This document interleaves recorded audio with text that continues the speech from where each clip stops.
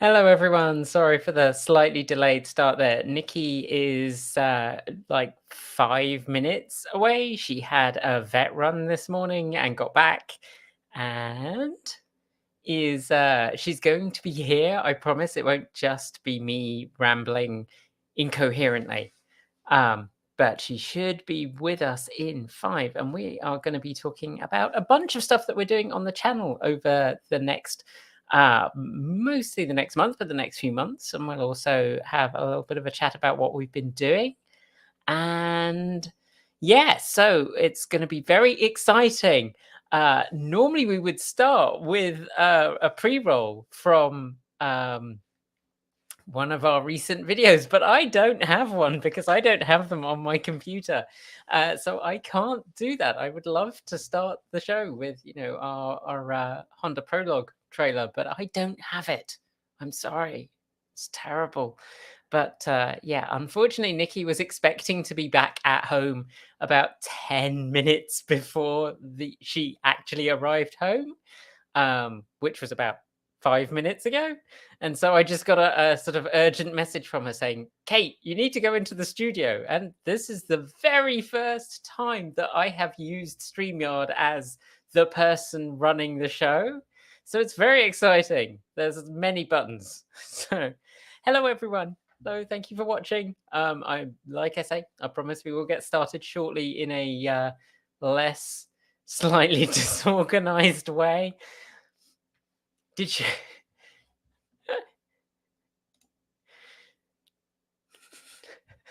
No, she did not. I don't quite know what happened. It may have snowed there. Yesterday we were filming and we went we took the car that we were driving to go and film in the pretty snow because we thought the pretty snow would be pretty. And in the time we were filming the conclusion, it put about 1.5, 2 inches of snow on the car, which was equipped with summer tires and is rear-wheel drive. So we kind of decided rather quickly that we were done with that and maybe we should drive back down the mountain. But no, she did not run out of battery, I promise. I don't think either of us have ever done that. I got kind of close once back in like 2012, 2013, and I had to charge in a pub, which was very nice. I just plugged the car in for like half an hour and had a meal. You expect zero.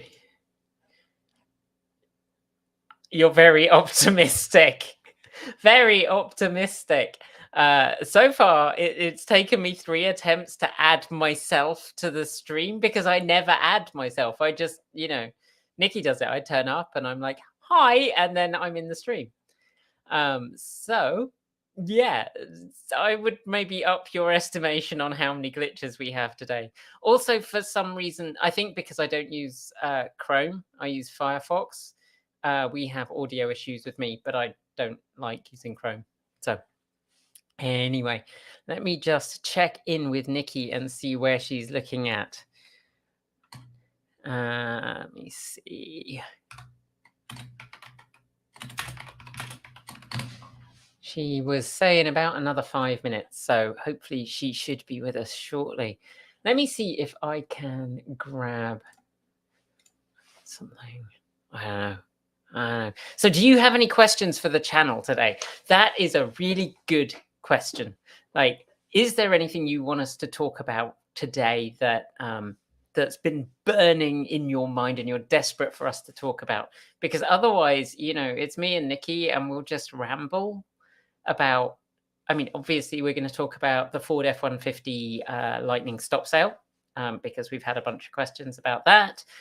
We'll have a chat about probably the cars that we're getting and reviewing. And I don't know, we'll talk about various channel related things. And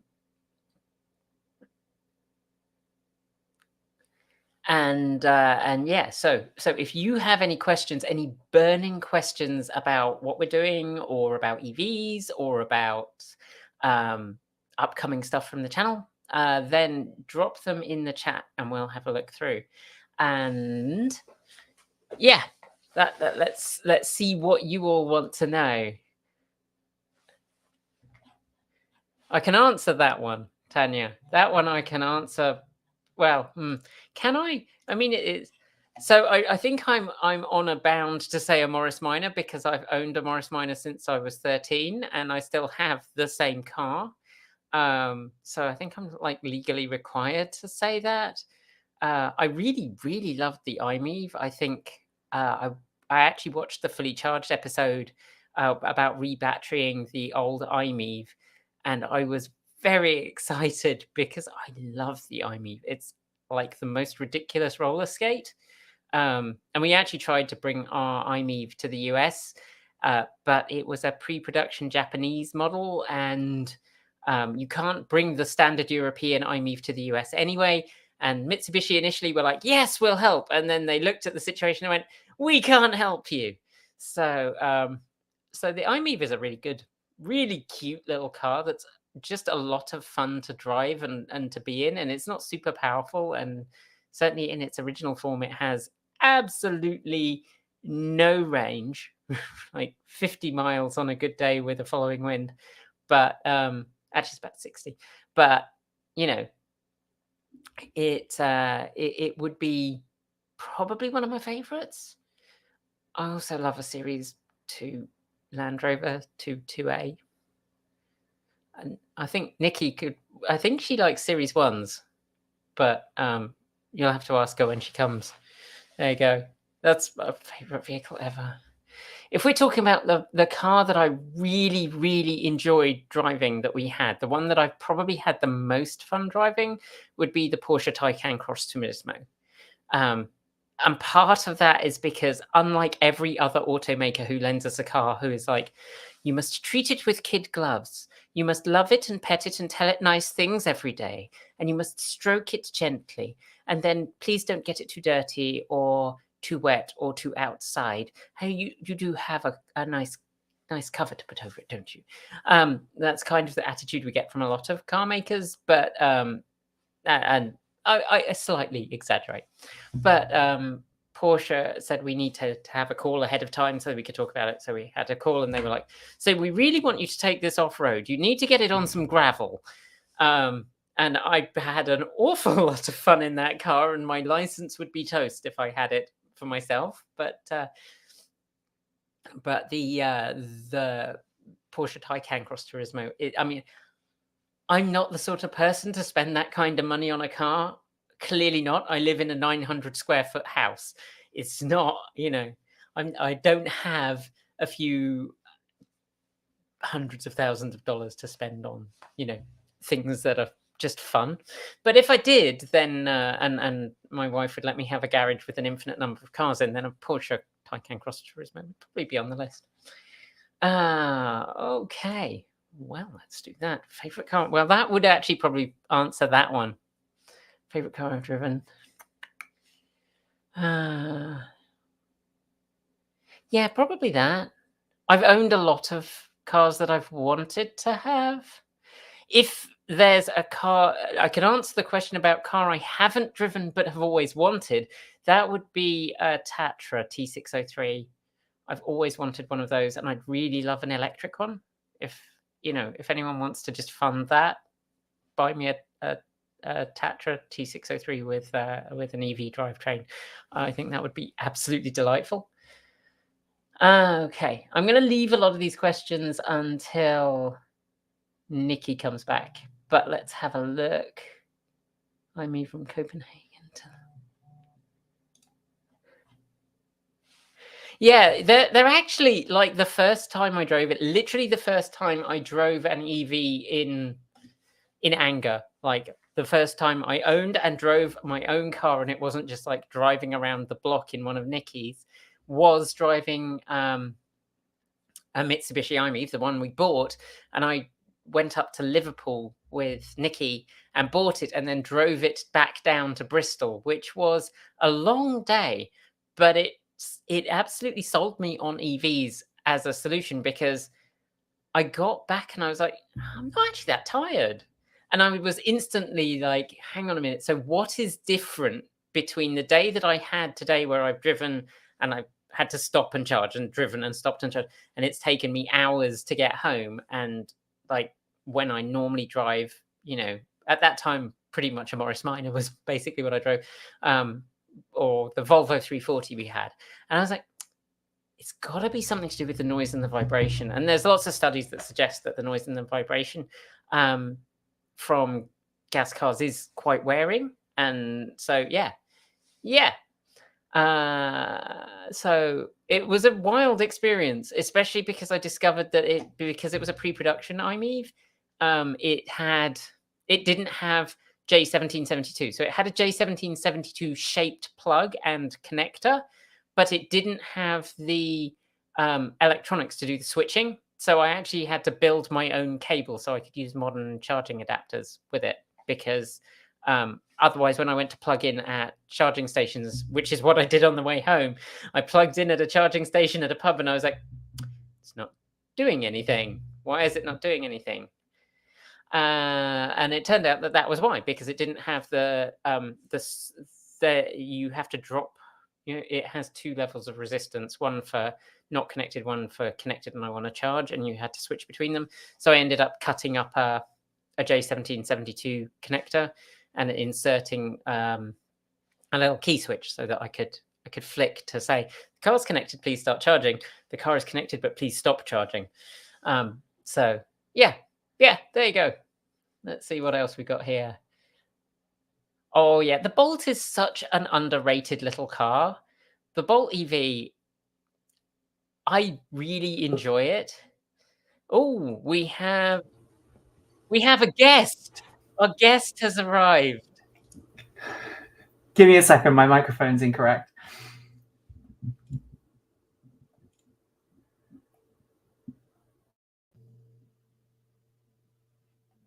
Hey, I've everybody. asked people for questions. Hear me now. Thank you so much, Kate. I do apologize, everyone, for being late. I don't know if you explained, Kate, but the TLDR is that I had a vet appointment run over, and I had a dog who decided to lose his cookies on the way home. So I had to clean that up. I did not mention about the dog. I thought I'd let you mention about, was it Ghost? It was Ghost, yeah. So our border collie Ghost picked up a yeast infection in his ear, and it was making him very unhappy. So we had to go to the vets. And he famously does not like traveling in cars. He gets very travel sick. But the last kind of 3 or 4 times we've taken him to the vets, he's been really good. And while he was at the vets, we decided that it would be okay for him to have 2 pieces of cheese. He also has impeccable aim and managed to aim in between the back of the truck, because it was snowing. I took the truck between the door and the trim, so it went underneath the trim of the door. So I had to pull the trim off, and then I was faffing around with the kitchen roll to try and pick up all of the nasty stuff. So I apologize. How are you doing, Kate? I'm just thinking this is your just desserts, is all I'm thinking. Go on, tell the story. So many years ago, when I was young and innocent, and Nikki was a bad influence. And I was young and innocent. Yeah, you were young and influenced.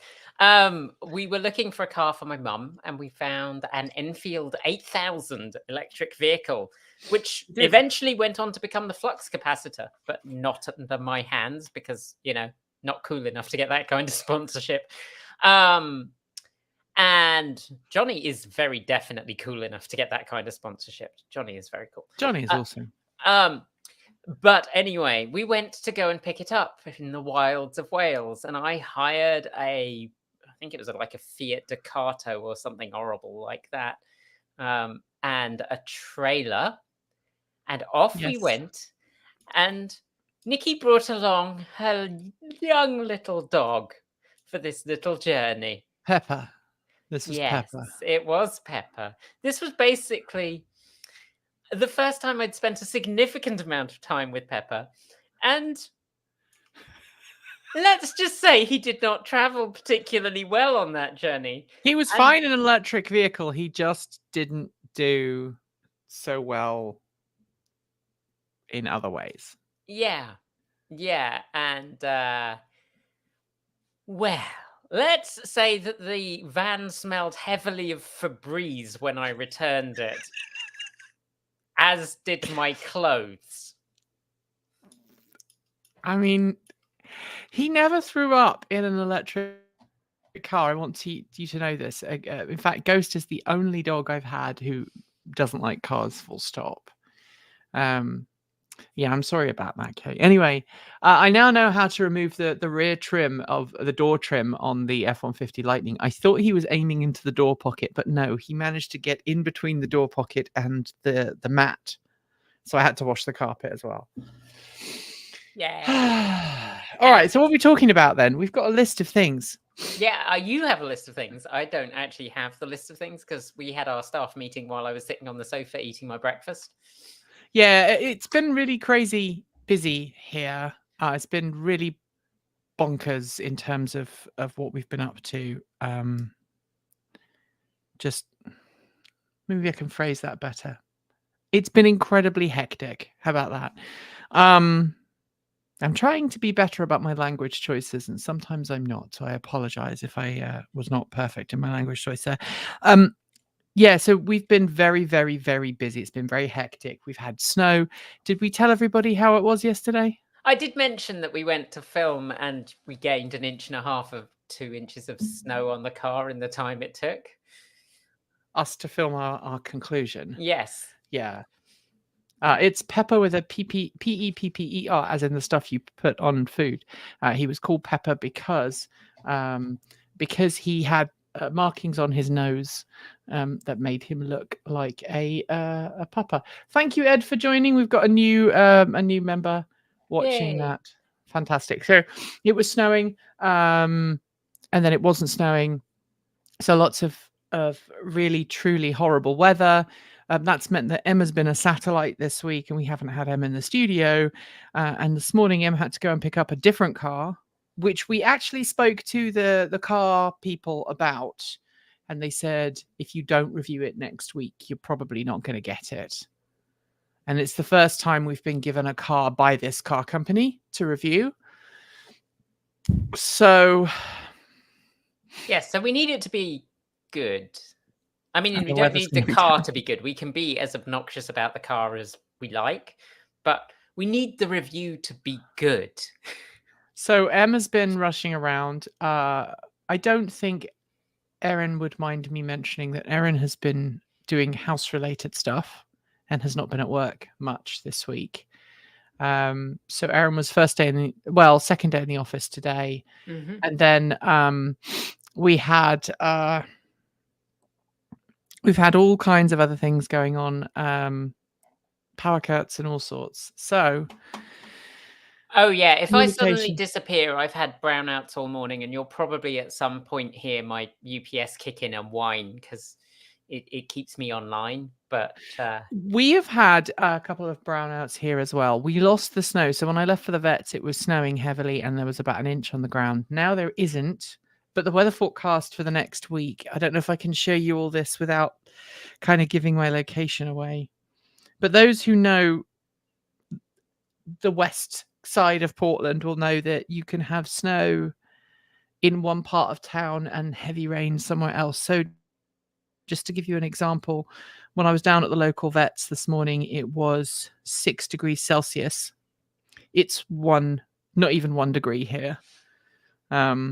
So apparently it's going to be snowing later this evening, and then we might get rain. And then I think Thursday is going to rain. Wednesday is going to rain. Thursday is going to rain. Friday is going to rain when I'm supposed to be driving this car up to you. And then we'll get snow on Saturday and snow on Sunday, and then maybe it might stop snowing in time for us to film on Monday morning, but we're not sure because it looks like it's going to snow all the way through until 9 a.m.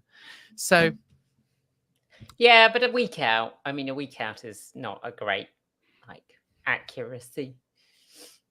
Dogs and cars drama. Yeah, people like the lifestyle chat. That's why we do this. Next month, it's not going to happen, or it'll just be me. I'm not entirely sure how we're going to do next month. For those who don't know, Kate is taking a month off Transport Evolved. You are not quitting. No, I'm not. No, I Yeah. I am. I'm going off. I have some surgery booked. I'm fine. I'm not dying. I'm just having some surgery. And technically, I'm required to take 2 weeks, but the doctor said ideally take a month. And it may be a bit longer than that, depending on how I I've feel. mentally blocked you off for 6 weeks. So, Christopher says, don't listen to the weather forecast. Every time they say snow, I wake up to no snow. True. But Christopher, I know you are local to the Portland area. You should know that Portland, downtown Portland, weather forecast is very different to up in the mountains. When they say we're going to get snow, we normally get snow. to be fair, Nikki, you did used to complain that you never got snow, and now your problem is solved. Yes. Or I do feel guilty about taking the F-150 Lightning this morning to the vets, but it was because the snow, it was like a bit icky on the road, and the heavier truck does tend to do a little better. And its winter tires are in better condition than the ones on the Bolts. See, the best car I have ever driven in the snow, ever, by a long way, Was a Is it- City L. no, I only briefly drove the City L. I never drove it in the snow. It was a DAF 44. Even better than your Morris Minor. Oh yeah, no, she was that DAF. I loved that car. It went where you pointed it, regardless of the weather, and even with the crappy cheap tires it had on. Well, the City L, for those who don't know, tiny three-seat, three-wheel, three-seat, that would be epic. Three-wheel, single-seat neighborhood electric vehicle. It had a top speed of about 25, 30 miles an hour. By the time I finished modifying mine, it had a top speed closer to 60. 50, 60. It's great in snow because its tires are literally, and I make no exaggeration, that is the width of its tires. Yeah, they're basically like bike tires, but less tall, like children's bike tires. Yes, yeah, and they are absolutely awesome. But no, the car we had yesterday, I don't think I'm going to mention what it was unless you already did. I did not mention it. I mean, it was a car with heritage from a cold place. It was. Except it was rear-wheel drive, and it was wearing was it wearing Primacy tires? I think it was wearing Primacy tires. Yeah, apparently the one we've got this week has got cross climates on. Although hearing some of the things Em said about driving it this morning, I'm not sure it's going to be any better in the snow. Well, we'll find out. So I guess we'll find out. For those who don't know, we actually Em ends up getting more time behind the wheel than I do, or Kate does, because Em has to film all the B-roll. Yeah. So be interesting to see what they think. Anyway, so Kate is away for a month, and we have to decide whether we're going to do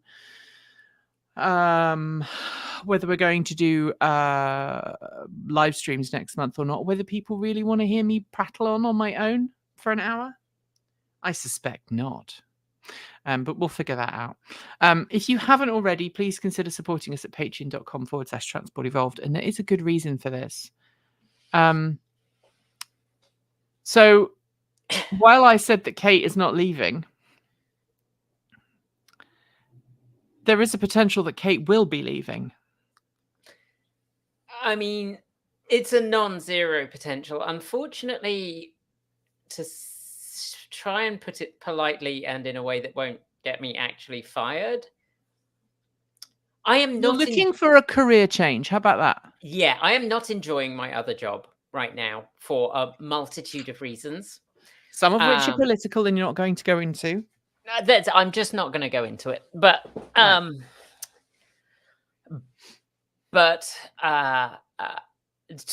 we've been bluntly honest about mental health on the channel. I spent Saturday night curled in a ball crying after my 3 shifts of pretending to be okay for my patients and for my colleagues, for whom I'm in charge of my colleagues. So, having your charge nurse curled in a ball and crying under the desk isn't terribly helpful. I do a pretty good impression of okay, but I came home and I was done. As do a lot of LGBTQ plus people and anybody who's neurodivergent. And our little team at TE fit all the boxes clicked and ticked. And we're very good at masking. So what you see on screen is not always what you get. And if you hang around in the Discord chat room, I am very, very unmasked in that chat. And I'm very unmasked with Patreon supporters because I believe that's important for Patreon people to know. And I think you're the same. You're quite unmasked on your personal Mastodon. Oh yeah. But the TLDR is that you are looking for a new job. Yeah. And I have kind of said to myself that I'll start looking actively while I'm off from surgery because I'll be at home. And there's a couple of options for how that goes. There's that I just get another ER job or a part-time ER job where I just work. It's called PRN, where you just pick up shifts. And that is tempting because that allows me a lot more flexibility.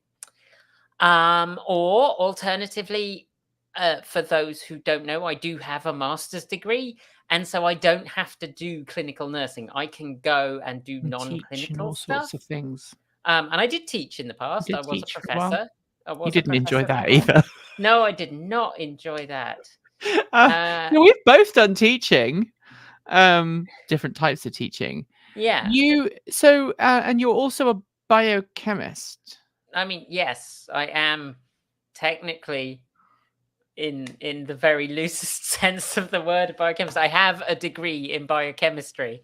I have never used it in anger to make money, though I have used various skills that I learned. Yes. It's a bit like my degree in music. I don't use it in anger to earn money, although I did for a little while. But it teaches you skills. But so, I mean, the upshot of that is that a lot of the work that is not nursing but uses nursing qualifications, like state work, because I don't really want to work for a drug company because no ethics. Yeah, unfortunately, I did not have my ethics surgically removed, and that is not the procedure that I'm having. Right. So, although maybe you could ask for the lobotomy package. I could ask if they could just snip my ethics out while we're under. I mean, in the same kind of area. So, so those jobs tend to be full-time, and that does kind of stiff working for Transport Evolved. Yeah. I have not decided what I'm doing yet. I am just looking, and well, I'm not even really looking at this point because I've got 2 weeks before I'm off. I will start looking. Sorry to cut you off, Kate.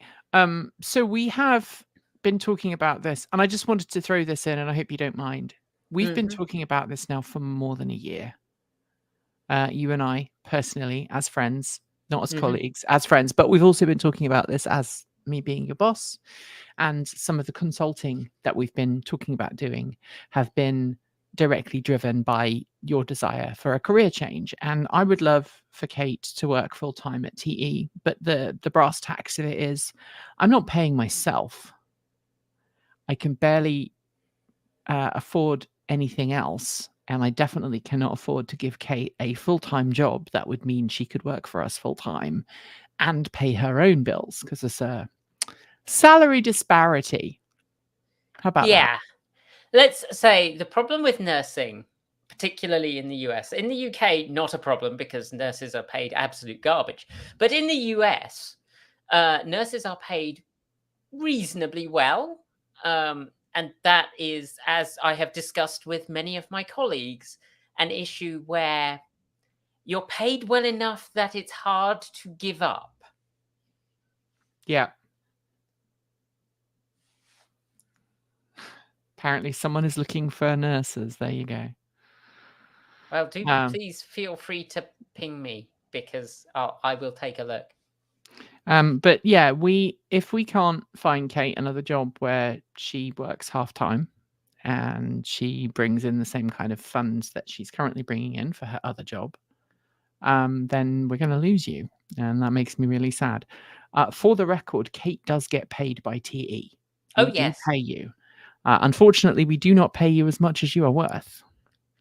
By Well, your I mean, insistence, a lot of the time. well, yes, I refuse to accept that. And when you start paying yourself what you're worth, then I'll start taking what I'm worth. There you go. But yeah, it's a very difficult situation. And it's getting worse. I mean, to be fair, I metaphorically set my job on fire a few weeks back, which has not helped the situation. And don't go any further because I know what happened and I can't talk about it either. So let's just leave it like that. Let's just say I provided some input to the management team about my opinions and those of the other charge nurses. Yeah. So we are. TE is. I mean, I know we talk about this every bloody time, and it makes me really frustrated. We don't make money from sponsored videos.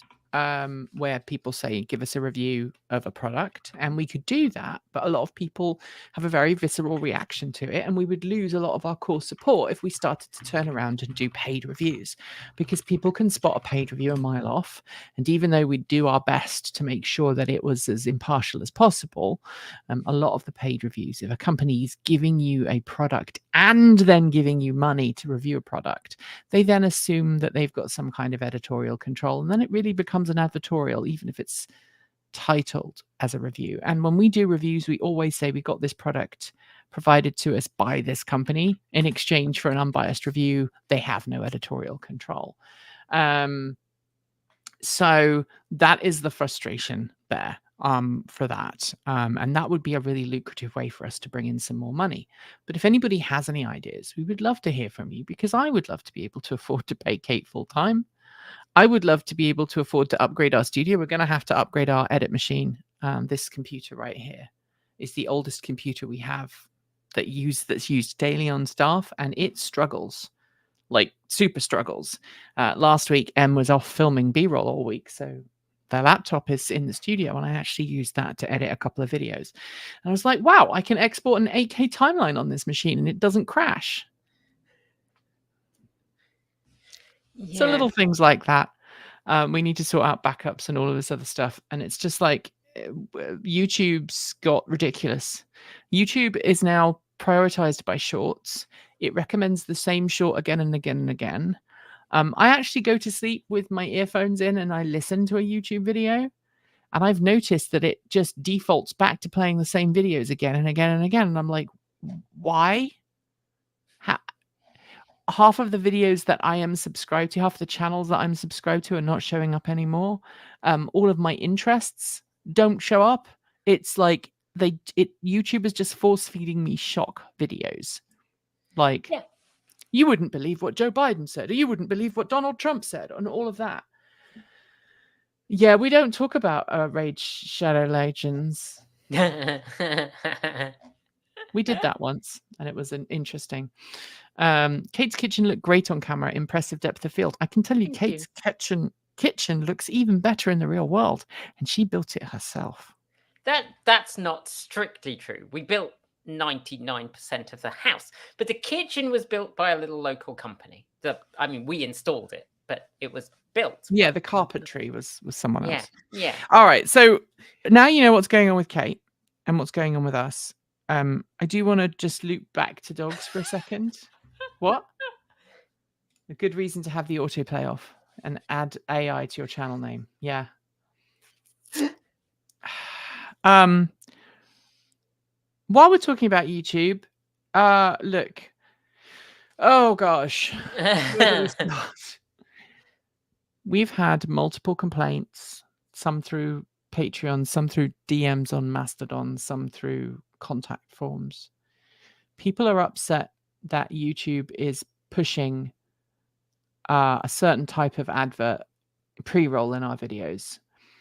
We've had people complain about anti-EV ads being put in pre-rolls for our videos. One person thought we were actually condoning it. We don't get to control what videos go in at the beginning of our videos, what ads go in at the beginning of our videos.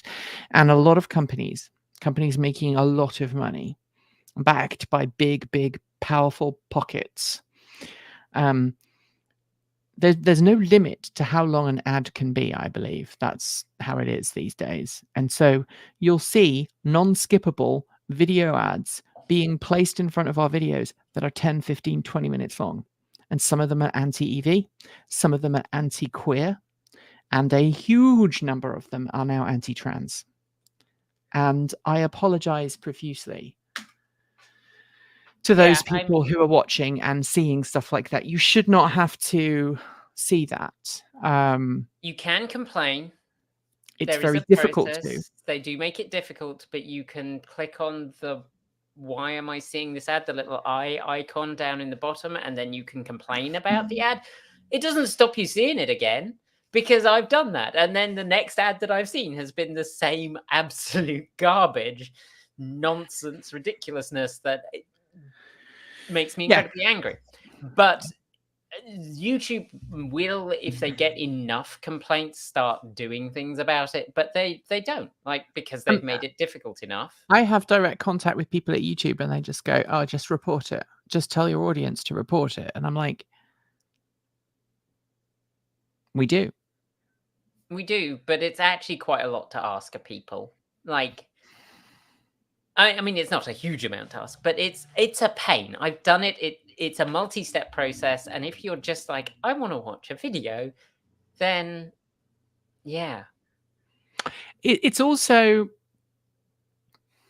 worth noting that, you know, if you're watching a video that is anti-EV and offends you, or anti-LGBTQ and offends you, or triggers you, or makes you feel unsafe, which I'm going to be honest, a lot of the videos that I see, the anti-trans videos, just instantly put me in a mindset of, oh God, not another one.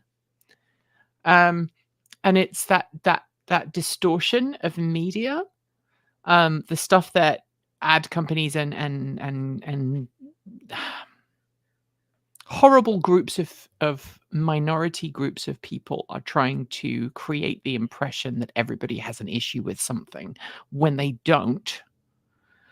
It can put you in a very negative mindset just having it there. So stopping and clicking and reporting it can actually be harmful to your mental health rather than just skipping it. And some people do pay. And thank you very much for paying. If you do pay a premium and you don't see ads, I have a personal account which I pay to watch YouTube on. Yeah, and look at this, and seeing all these toxic videos and toxic messages. It's horrible. But at the same point, yes, you can pay for a membership to YouTube or a subscription to get out of that. But at the same point, there are many, many people who cannot afford that for whatever reason. And our policy has always been make content available to everyone. That's one of the reasons why we have PeerTube. The biggest issue with PeerTube is that we only have almost like 50 recent videos. We have to cycle out the oldest videos because they only have a 50 gigabyte limit. So every time we get close to the limit, I have to go through and delete older videos. So thank you, Anonymous Freak. You are a sweetheart. Yeah.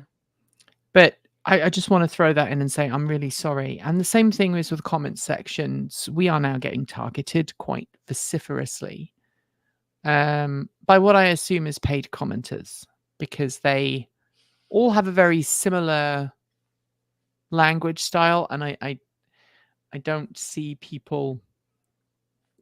I find it very difficult to assume that everyone who's posting negative content is suddenly finding our channel at the same time and posting negative comments at the same time. That doesn't feel right.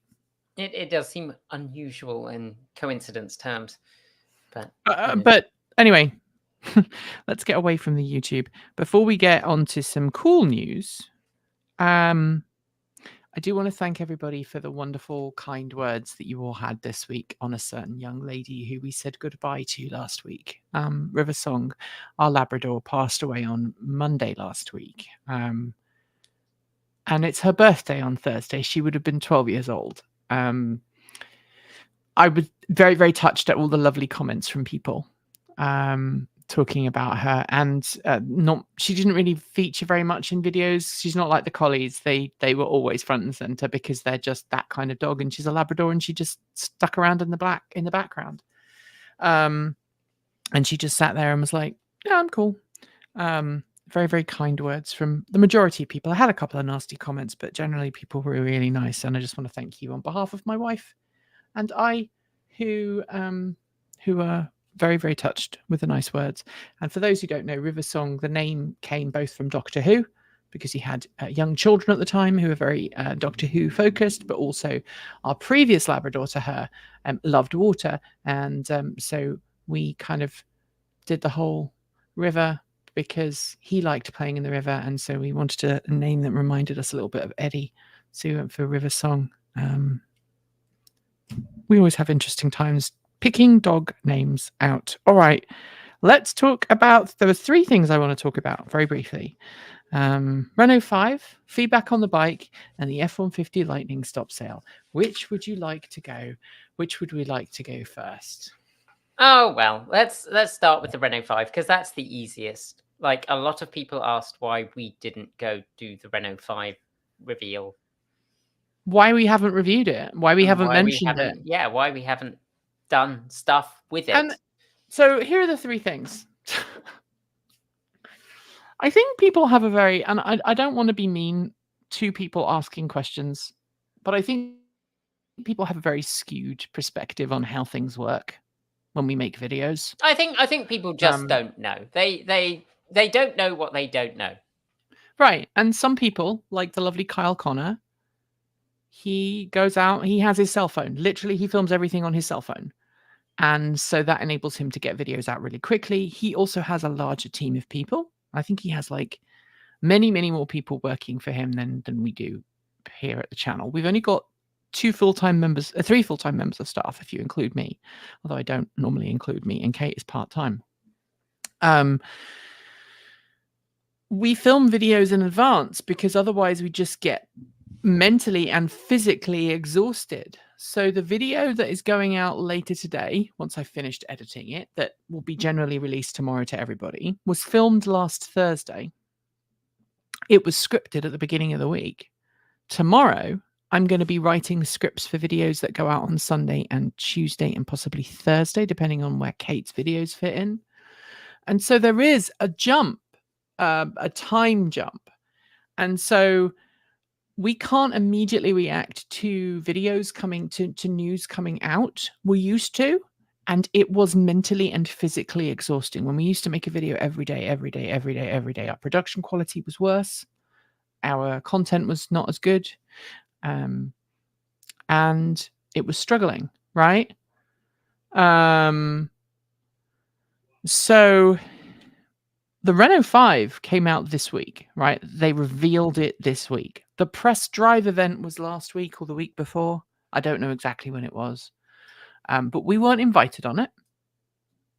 That's not a slight at Renault. We are not in Renault's market. We are a global channel, but that's not how auto companies think of people. They go, where are you based? They still think in very traditional media terms. And so they only invite journalists who cover the market where the vehicle is going to be launched. And the exceptions are if you have a big name, someone like Johnny sometimes gets a chance to go places, or Robert, they tend to get more accessibility than we do just because they're bigger and more mainstream. But generally, car companies from Europe won't invite you to a European press launch unless they're absolutely 100% sure they're going to get a lot of eyeballs. And we can't guarantee that. No. We just cannot guarantee that. Now, people were very complimentary about the Honda video we did, but we only got 7.5. We've only got like 8,000 views on that so far, which is terrible. And now those who watched it said it was a really amazing video and it was our best video yet. And I agree. It's our best video yet. Em did amazing work with very, very little time and equipment. But when it came to the Renault 5, we didn't get a chance to go film it. But it's a great looking car. I love it. The specs, pretty good. Price, very good. I'd love to have a go. What about UK? I have an enormous soft spot for the Renault 5. I mean, I want to grab one of the little Renault electric cars, the old school Renault 5s that were sold over here. Le Car. It was the car, wasn't it? So I want one of those. So this is like a dream come true that these things exist. And I'm very excited.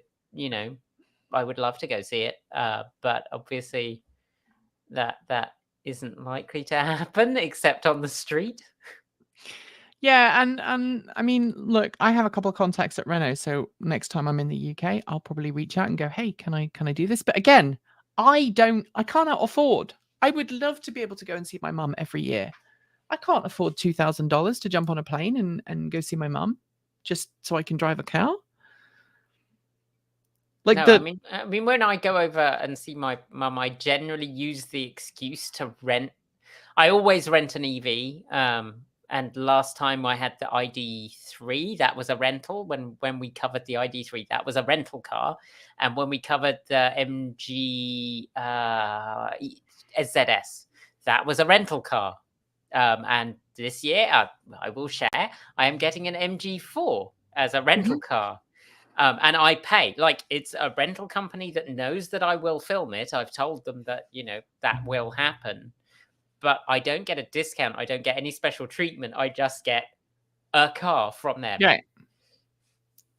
And you don't go over every year either. No, I can't quite afford just. I mean, that's the thing. Like when we go do a video, unless we're going to get money from it, we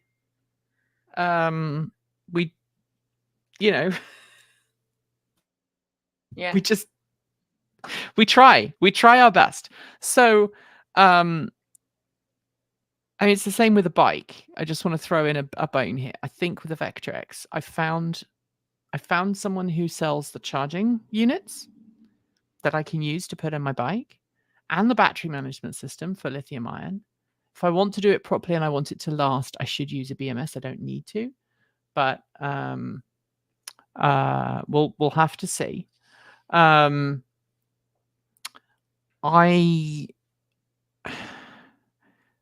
gonna have to save my pennies up for that and do a really big estimation and figure out if it's going to actually be worth company dollars to spend on upgrading this bike or not, or whether it's just not going to do well. I mean, every video we do, the best grossing video we've had to date is the Nissan Leaf battery replacement video. The one that we did a couple of months ago, talking about Dala. And to be fair, we have pitched ideas about doing stuff more with that, but those things take a lot of time. Like it is money.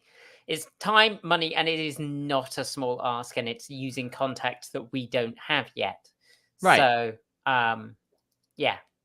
So someone was asking about the voltage on the Vectrex. I'm going to be using 36 lithium ion Leaf modules. So 36 times 3.7, whatever that is. Figure that out. And for those who Stellantis is not part, Renault is not part of Stellantis. That's the other French companies. Renault is still, I believe, connected to Nissan, sort of, kind of, but they keep each other at arm's length these days. They're not. They're not buddy anymore. They're not buddy anymore. But just to finish off the Vectrex and the thing there, I haven't forgotten about it. I'm not going to throw it away. My knee is a lot better now. The last couple of days, I've really started to get back on Peloton and really started to do well. For those who know, I ride not a Peloton. Basically, I pay $12 a month for a digital access app. And then I have an exercise bike that we got really, really cheaply through a deal with my wife's company, my wife's employer. And we got a very, very cheap but decent exercise bike that has a Bluetooth cadence sensor, and that's really all you need, a Bluetooth cadence sensor, and then you can ride with Peloton.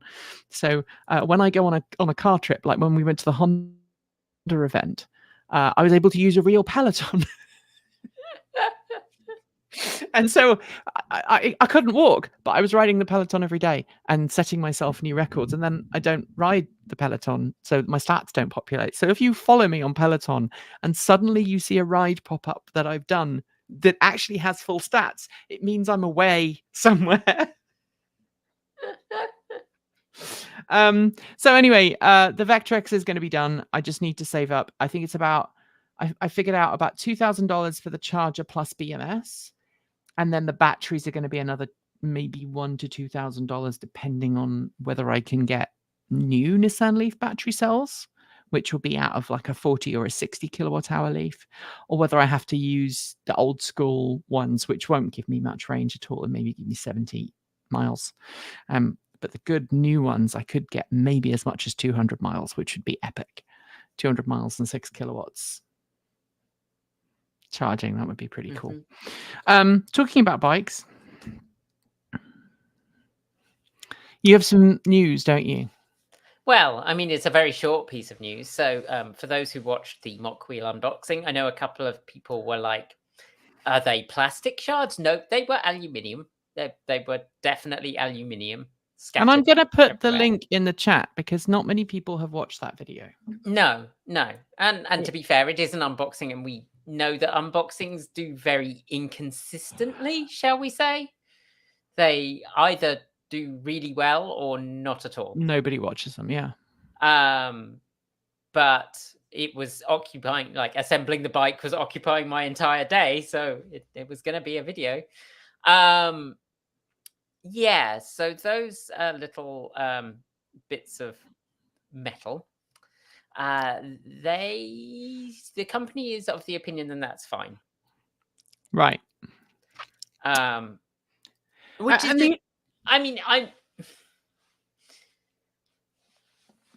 I have thoughts about that, which I'm gonna keep inside here until the video. But I am gonna check whether the little bits of swarf are inside the, like, you can take off a cover so you can check or change the cadence sensor. So I'm going to take that off and see whether there's any in there, because that kind of worries me. And the fact that they were on the metal of the strut tube, when I used to repair motorbikes, one of the things that we were like, that was very much drilled into you is you don't get any metal on the wear surfaces of the suspension. Like you clean that out. You clean that out really, really well. So it just gives me some concerns about the longevity. But I have to say, like, in terms of, like, is it comfortable? Yes. Does it function? Yes. And does the inverter work? From my little play with it, yes. So it's going to be interesting. I'm going to try riding it to and from the market. I need to get some panniers for that, and then we'll do the review. I have some panniers. If it fits, I'll drop them in your car when I drop it off. Yeah, I mean, I might reach out to them and see if they're happy to send us a set of panniers. Might be useful. They do a set and it adds to the review. And I think this is kind of the look. It's the dueling problem, right, of affordable electric transportation right now. There are lots of companies who will quite happily make you a quote unquote electric vehicle, or whether it's a car or a bicycle or whatever, depending on where you are in the world. And they'll ship you a unit and they'll ship you to try it, but you can choose affordable, robust, long range, long lifespan. You can't have all of the things. At least I have yet to find a company that seems to tick all of the boxes. And yeah. And I think one of the reasons that I was reasonably happy to review this bike is that price-wise, it's pretty good, but it actually has a Samsung-built battery. They're very much about, like, it has a Samsung battery and it has a Samsung BMS. Like, that is a good thing. Yeah, the Vala Eagle one that I still have, which I need to do some more work on because I need to bleed the brakes and I need to replace one of the motors has died. It still works, the motor still operates, but it's quite clear that some of the windings are burnt out because it's not consistent. It doesn't have a high top speed. That has a Samsung BMS and battery in it, and it seems to just sit there happily. Whereas another bike we have here at the moment, which we haven't yet filmed a review of, but we've unboxed, it died. The battery just sat outside. The bike was sat outside, and it died in about a week. It just went flat, and I'm like, so I mean, we are trying to keep our battery bike reviews to things that we find interesting. So the one that I've got here right now, is for things. You just got a very cool email from the said person. I'm afraid I saw it as well. Yes, it went to to our show email, but you have a very cool email come in. So you could use deburring. I suppose that would be one way of doing it. We've got to try and figure out. But every bike I've reviewed has had some issue. We had one bike that we have here that they ended up letting us keep that we didn't review because we said, look, if we review this, it's going to look terrible. We're going to give you a chance to fix it. And they didn't. I think I can probably say the name of that company now because it's been long enough. Yeah, probably. What was the name of the bike? Oh, gosh. I can't remember the name of the bike. Would you like me to put it in? If it's the one that I'm thinking of, it begins with a V. Was it the Vala? Yeah. No, that's the Vala Eagle one. That's a different thing. Oh, what was it called? I will try and look through my emails.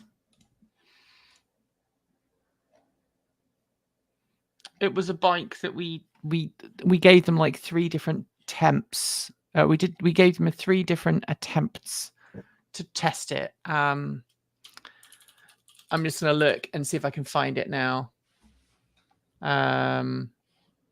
By the way, if you are in the Portland area and you are interested in electric bikes, there is somebody in the local group who's getting rid of who's selling a 0XU very cheaply because it needs a new battery pack. I'm just trying to find the bike now and I can't remember it. I know Em remembers the name of it. It's bright yellow. We basically had to fix it to get it to work. Yeah, it had some design flaws with the brake cables and brake things, hydraulic system, and all kinds of other things. Which brings me, because I'm cognizant of the time here. Kate has to disappear fairly soon. Yeah. I do that. I just stop existing. A Velotric. It was the Velotric. Thank you. It was the Velotric. Yeah, began with a V. It was the Velotric. Was it Velotric or was it VeloWave? No, it was the Velotric. No, VeloWave is the other one we've got that actually worked. It was the Velotric Discover 1. It was so badly built that we said to the company, look, we gave them 2 chances. We're like, hey, this is broken. It doesn't work. This is unsafe. We're not riding it. And they were like, oh, sorry, we'll send you the part. And they sent us the part and we put the part on and it was exactly the same as the broken one. We're like, this is clearly a manufacturing flaw. And they're like, don't worry, we'll send you a new bike. They sent me a new bike. We didn't even get it out of the box. I opened up the box and I looked inside and I was like, this is the same problem. This is a manufacturing flaw. Your bike is not safe.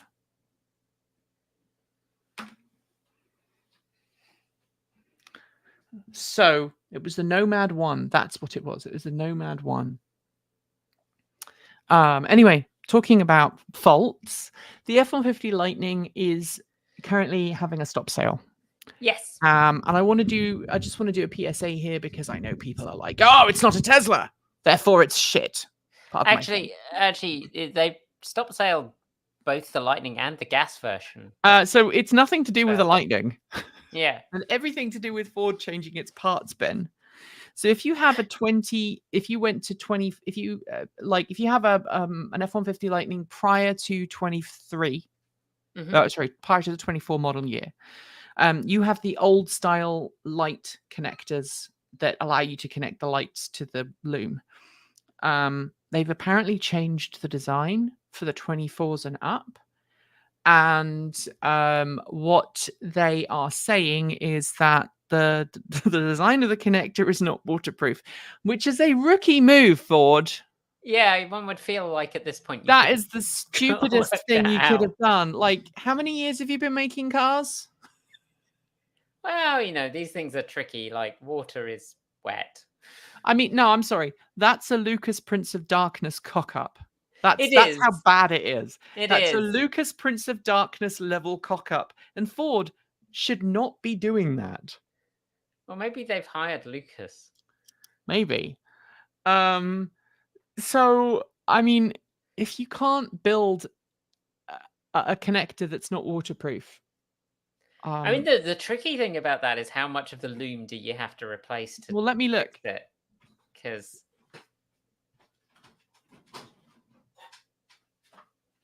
so over here, somewhere in here,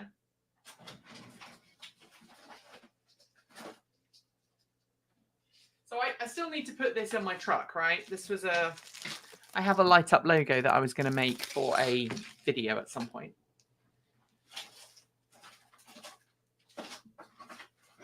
But somewhere in here I have a loom in my filing cabinet. Here it is.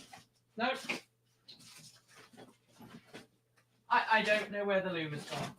Somewhere in my messy house, because I'm all ADHD-ish, there is a proper loom. But look, these looms are.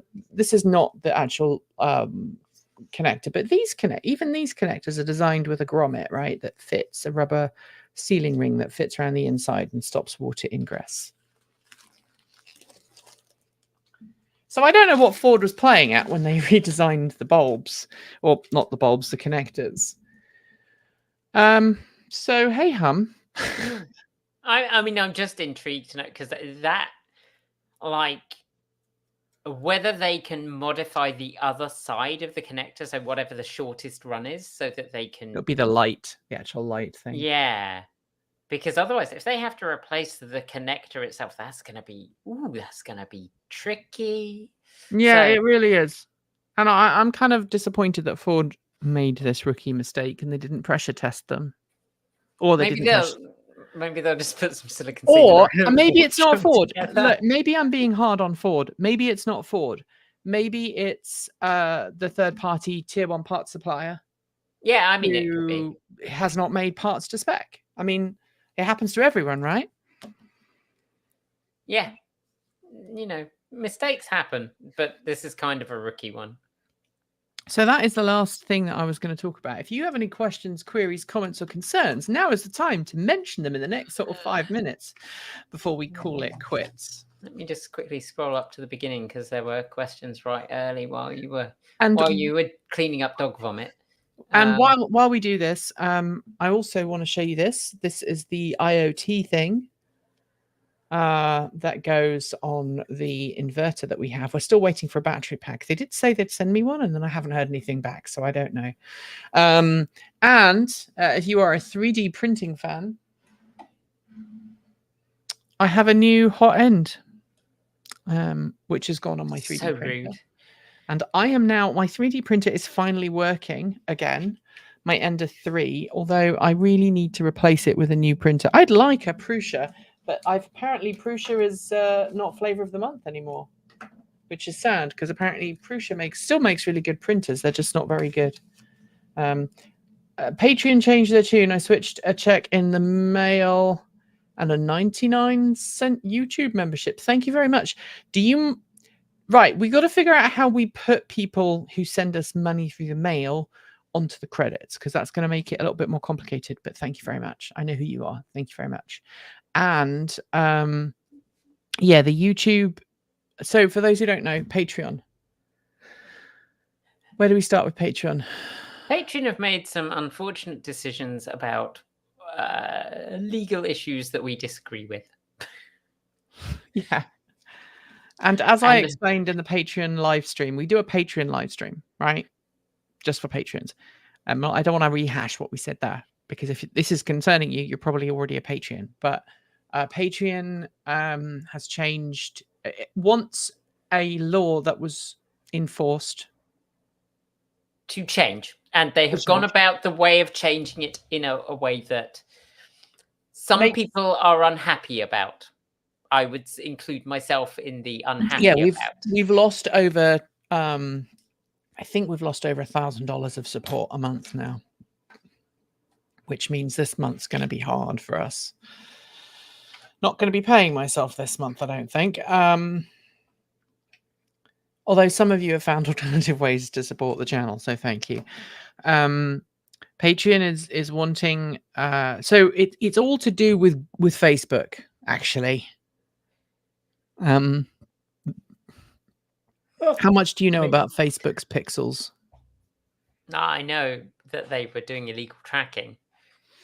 So Facebook puts these little pixels, invisible bits of code that you can't see when you're browsing a website, that tracks you and figures out where you're going and what you're doing and what you're watching. And I think Patreon is using this as a way of figuring out, well, you liked this video, you watched this video on a different site, or you watched this video here. We think, therefore, that you will like this creator.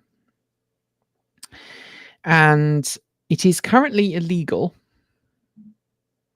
to share what videos you consume outside of the provider you are using, right? So YouTube can't tell Google what videos, oh, you can, because YouTube is part of Google. Bad, Nikki. YouTube bad can't example. tell Apple. YouTube can't tell Apple what videos you've watched, right? So, and Patreon wants to change that so that companies can share that data. That's the too long didn't read. And we've lost a lot of supporters, rightly so, I think, as a consequence of that, because people don't want to go through Patreon. The problem I would say understandably so. We can't change. And I just so that you know, I have voiced my very angry concerns to the Patreon team. I am a Patreon ambassador, and I'm actually on the fence as to whether I should continue to be a Patreon ambassador, because I don't agree with this move. I've been very vocal about the fact that I don't agree with this move. And the person that I was most often in contact with at Patreon suddenly left. I haven't had that conversation with her, but I suspect she suddenly left for the same reason that some of you guys are very upset about it. And I wouldn't be surprised if we lose more people on Patreon. The problem is, in order for us to comply with international law, in order for us to comply with law in the EU particularly, we have to use a payment provider that collects data on where you live and what your country of residence is, what currency you pay in, etc., etc. And because you are buying a digital membership, it's classed as a goods or service, and therefore it needs to be taxed. And if we don't go through channels like Patreon and similar services, then it would be beholden on us, Transport Evolved, to collect all of the tax data of everybody that we get support from. So we would need to have here at the house, at the studio, a copy of your ID and where you lived and all of that stuff. We would have to collect that information. We would have to collect tax from you. We would then need to pay that tax every year or every quarter, depending on which country you live in. To each individual country. Each individual country. And we would have to submit paperwork to each individual country. Paperwork that would be different, sometimes not in English.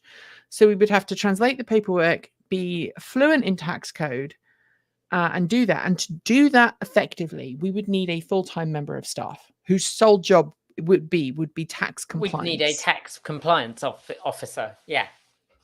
And Patreon and a couple of other payment providers do this, but not anybody else does. And the problem is, while you're all wonderful people and you'd be like, oh, well, I'm just donating to the channel, which is lovely and wonderful and whatever, legislators don't always agree with that notion, especially as YouTube content creation and the creator economy has grown. legislators go, hey, we want some of that action. We need to tax those people. And I don't know about you, but I don't want to be arrested for tax avoidance. No, it's not high on my bucket list. No. Yeah, as Edward said, you would just do tax compliance instead of making videos. And as TrueTech says, it is nefarious yet enabled. And I've said this before. I would love to go and do voiceover work for a living.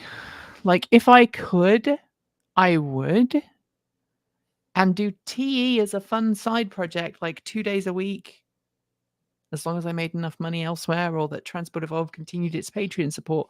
We could make videos once a month instead of once a week, or we could do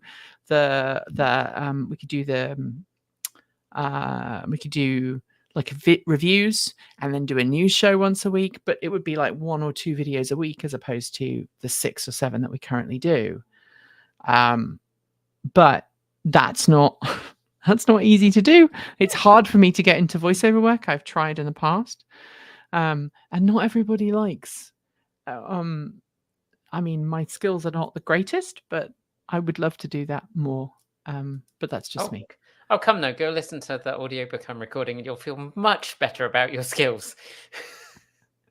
My audiobooks, I mean, my voiceover stuff is it's okay. The last bit of voiceover work I did, I was very happy with. Included a character saying, "Oh no, please don't eat me. I'm just a little dinosaur with a vegetable stall." It's very cute. Vegetable stall. Cute. It's very cute. It's very cute. And I did that. I'm not going to eat you. I've just got a cold. Very silly messages and things. Anyway, so that is the reason why we are still doing Patreon, and we're still calling for people to support us on Patreon. It's a bit like Starlink, honestly. It's a bit like my relationship with Starlink right now. Can I say that I do not like Starlink? I do not support Starlink's political push. I do not support Elon Musk's willingness to let Russia use Starlink to continue battering Ukraine.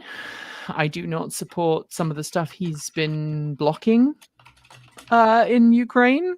Starlink. I mean, if you're going to provide satellite services to one side in a conflict, maybe give it to the other side too, or not at all. Or at least make sure you pick the side that actually has more. What's the word, Kate? I would say legitimacy. Yes, I'm going to just keep my big gob shut. If I had enough money and I could afford the $1,000 or $2,000 a month it would cost, I would have a separate 1 gigabyte line put to the house.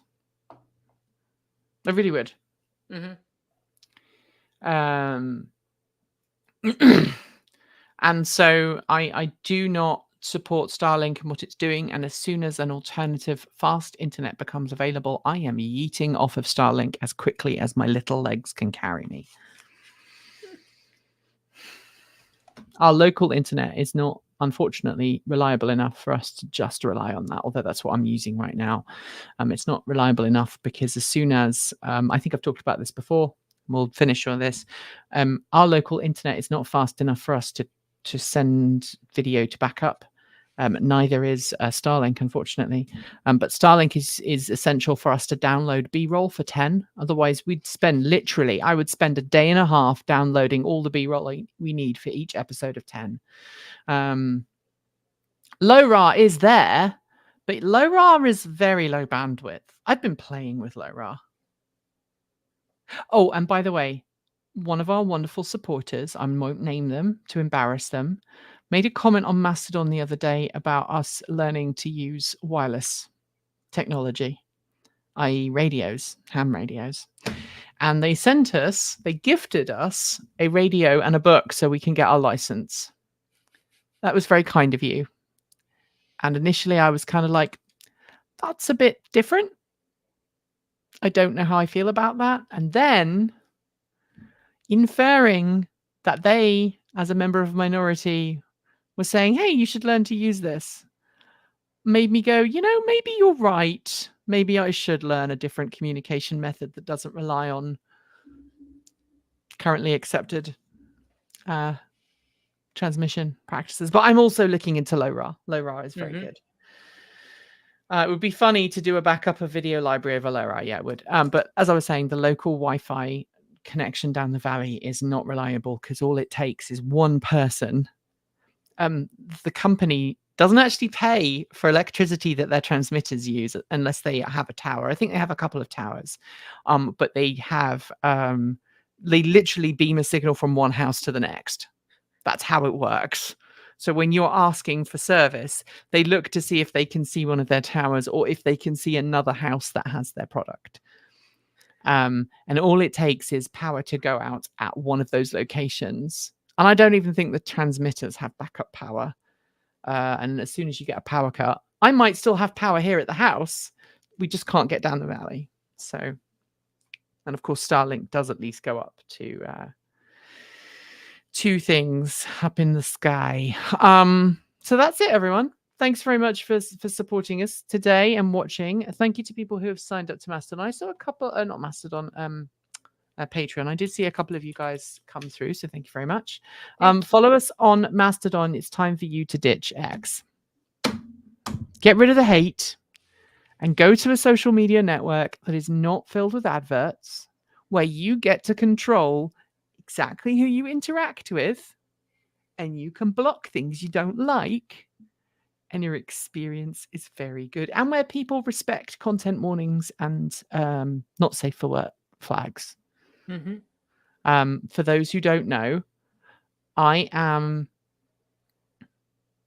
content warning. I am a sexual abuse survivor. Didn't used to talk about it a lot.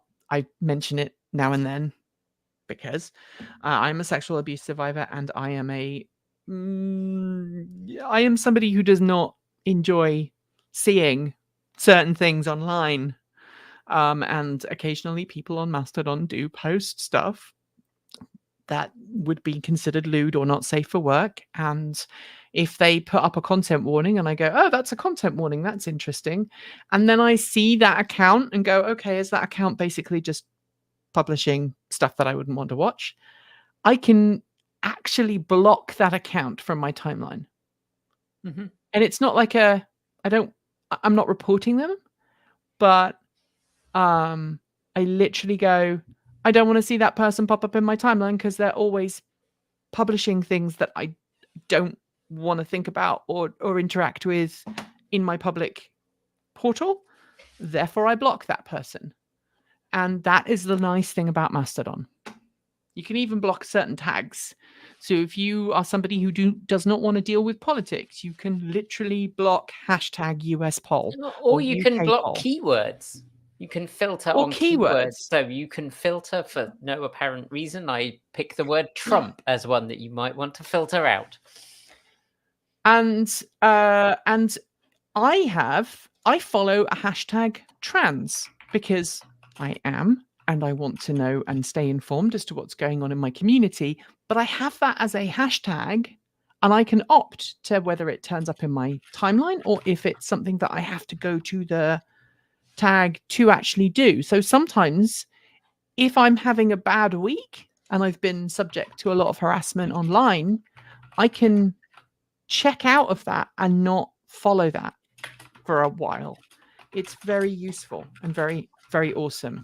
And as TrueTech says, as someone with PTSD, we work within our means. This is important. Right. Follow us on Patreon. Follow us on Mastodon. And join our Discord. We will talk to you soon. All right. Thanks, everybody. And we don't have an outro to this video, do we, Kate? No, because I don't have anything on my computer. I don't think, unless it's I can do banners. Is there a brand? Oh, I could do a brand one. Do we have anything on there? I've got a February outro, but it's probably from like a long time ago. Yeah, let's just say goodbye. All right. Thanks, everybody. Bye-bye. Keep evolving.